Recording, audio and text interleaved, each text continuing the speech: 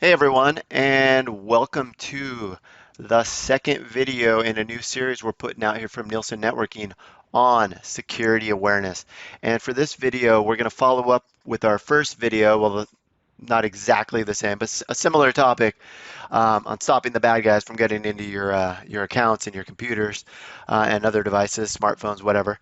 And since we went over phishing in the first video, it only made sense for us to go over something um, I'm sure you've all dealt with. You might not like to deal with it, but it is password security and why it's so important to have strong passwords and why it is important to use them. And the reason it's important is because it's one of the most common ways, believe it or not, this day and age still, that hackers get into your computer is by guessing passwords. And usually it's going to be because they were simple and commonly used passwords. And using those passwords enable these um, hackers, if you will, to gain access and control your device, your applications, your online services, your social media. The list goes on and on. Anywhere there's a password, if they can get access to it, you know they're going to use it. Um, so on the flip side of that, having a password that is difficult to guess makes it prohibitively more difficult for a common hacker to break into a machine. And usually it will force them to go look for an easier target. They're going to go look for the low-hanging fruit. The person that, decided to use their email address with a number one at the end of it as their password or their username or their dog's name. Easily obtainable information should not be used in a password. Anything you're putting on your Facebook or LinkedIn that anyone could go out and search your name and get should not be your password.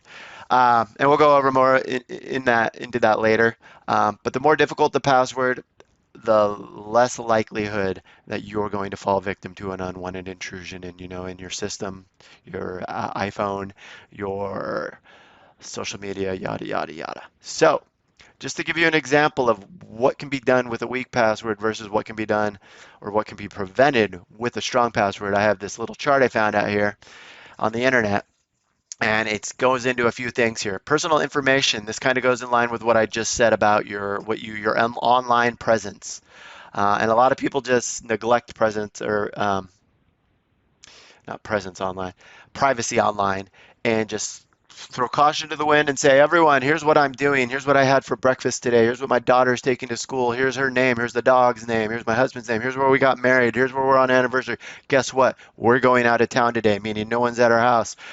All this information is thrown out there on the internet, and a lot of people just think, oh, it's not a big deal.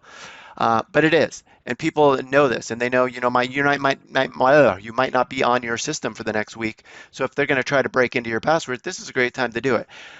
They're not going to, you might not see those notifications coming from, your bank that, hey, we've noticed some strange login attempts or whatever, because you might not be at a place that you even have internet access. And they know this because you put it on the internet that you're going on vacation.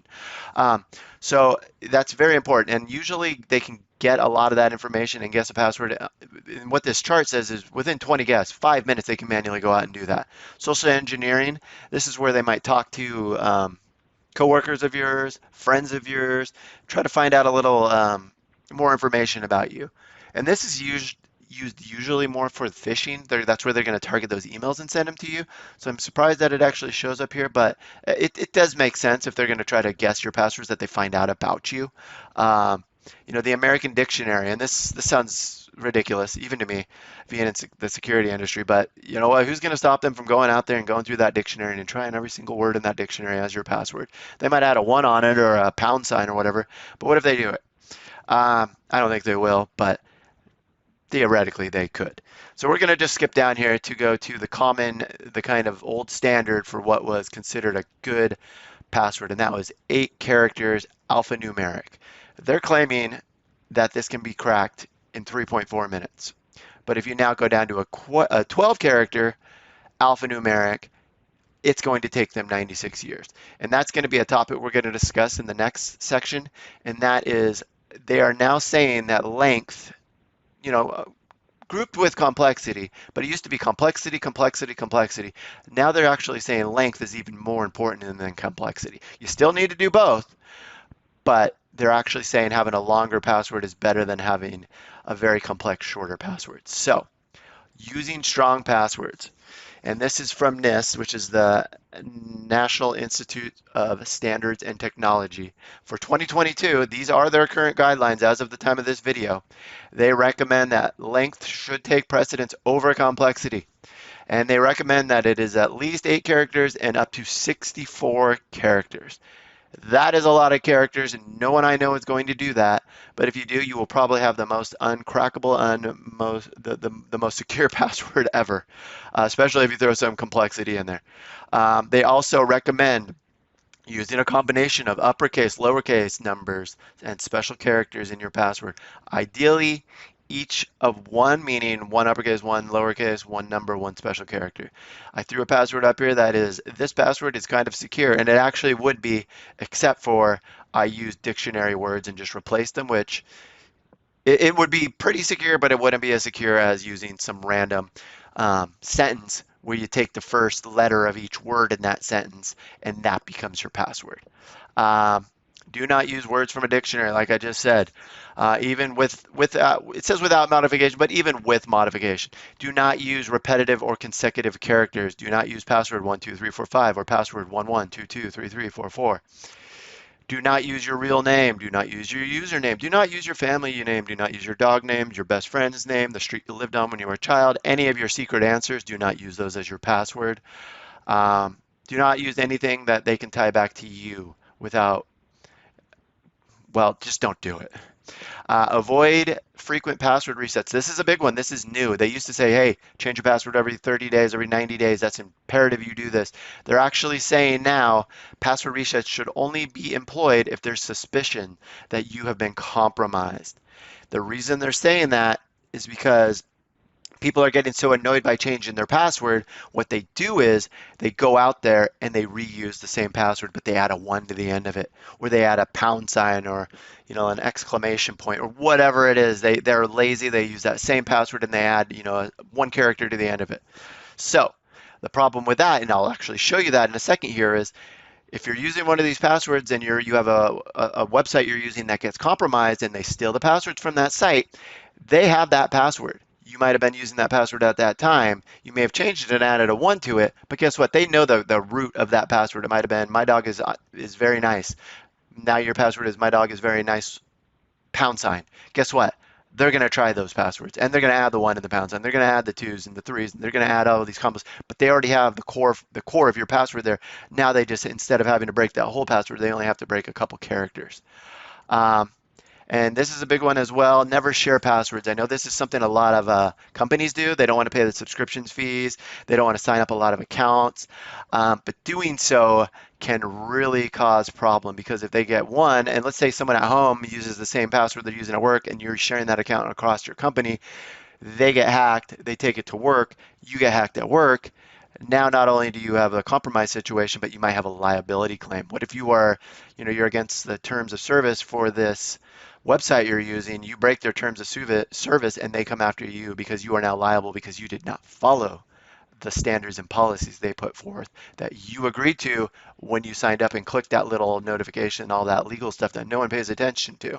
Now you're liable. And again, of course, this could happen at home. You're sharing an account there with several family members and the same thing happens. So just don't do it. I know it's a pain. I know passwords in general are a pain, but they're also your best friend when people are trying to get into your accounts. So what I just mentioned, sharing accounts or reusing passwords, have you been pwned as they call it? It plays off the word owned, which is an old term in video games, actually, believe it or not, where have you been compromised? Have you fallen victim? And there is a very nice, cool website you can go to called haveibeenowned.com, which I'll actually show you here, which you can go ahead and enter your email address. And I know mine because I just set it up. And you're going to go ahead and click the button here. And it's going to run and say, good news, no ownage found. Awesome, right? It means I am in the clear for now. No sites that have had my password have been compromised.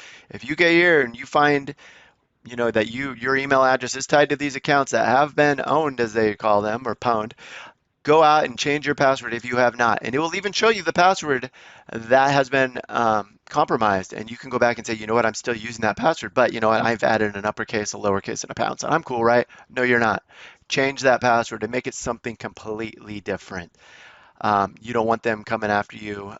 They might not target you now, but maybe down the line they see something you're posting online, or you get a new job on LinkedIn, and they're like, you know what, they're working at a company that, you know, I don't really necessarily care about this individual, but the company would be a good target. So I'm going to go after them at that company. So I hope you've learned how important it is to have a strong password here. You've learned some of the new standards and policies put forth by NIST. Take it to heart. It's a serious subject to take all of your consideration and take it very seriously because it can cause a lot of harm. And it only takes one weak password, you know, to get them in your phone. And use it in this kind of just a general reminder, if you don't have a password on your cell phone, put an access code on, put a 5-digit code. Even better, put an 8-digit code, but have a screen protector, a lock on there. Same with your computer at home. I know a lot of people just log in and it boots up right into their operating system. That's like saying I'm not going to lock my car or my house. Put a password on there. It's a line of defense. You want as many of these moats. You know, you're in that castle. You want multiple moats. You know, you want a moat than a wall. You don't want a wide open gate saying come on in. So do me a favor. Don't be one of those people and don't get owned.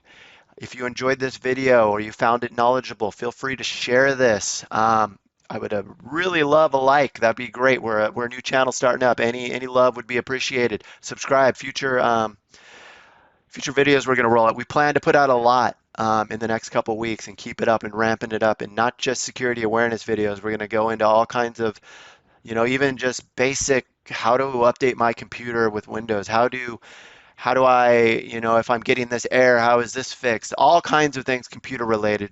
Just sharing my 20 plus years of knowledge of the IT industry. I have narrowed down to a pretty much, I focus a lot on security nowadays, cybersecurity, so I'm going to be sharing a lot of that, and that is a very big topic nowadays and something that is important, but we're going to share everything. And any ideas you have, throw them in the comments. I will try to, you know, come up with a video when I get time. Anyway, sorry for the long-winded sell there, but anything you got, let me know. And I appreciate your time watching the video, and you have a great day. Thank you.